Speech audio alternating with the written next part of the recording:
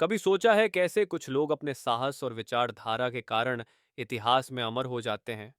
रामप्रसाद बिस्मिल, एक ऐसा नाम जो भारतीय स्वतंत्रता आंदोलनों की आत्मा बन गया। उनका जन्म 1897 में उत्तर प्रदेश के शाहजहांपुर में हुआ। साधारण परिवार में पले बढ़े बिस्मिल को बचपन में उनके पिता ने हिंदी सिखाई और एक मौलवी से उर्दू।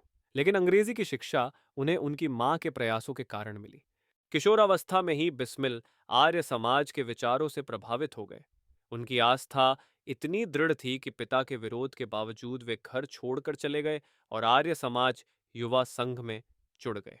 यहाँ उनकी मुलाकात स्वामी सोमदेव से हुई, जिन्होंने उन्हें राजनीतिक और राष्ट्रवादी साहित्य से परिचित कराया। बिस्मिल एक कुशल लेखक थे और उन्होंने अपने भावनाओं को बिस्मिल, राम और अज्ञात के नाम से कविताओं में ढाला। 1918 का मैनपुरी षड्यंत्र उन्हीं की योजना थी, जहां उन पर प्रतिबंधित साहित्य बेचने का आरोप लगा।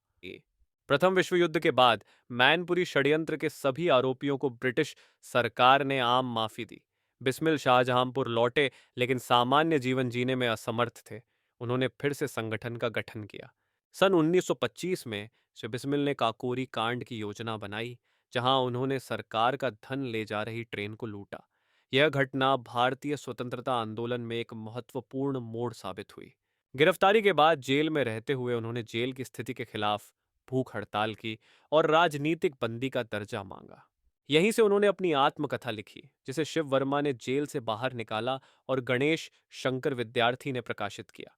अंत में उन्हें उनके साथियों सहित फांसी की सजा सुनाई गई और 19 दिसंबर 1927 को उन्हें फांसी दे दी गई।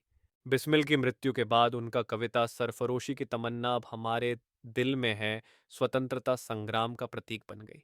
आज उनकी कहानी हमें प्रेरणा देती है कि कैसे विचारों और साहस के साथ बदलाव संभव है। उनकी अदम्य हिम्मत और देशभक्ति हमेशा हमारी यादों में जिंदा रहेगी।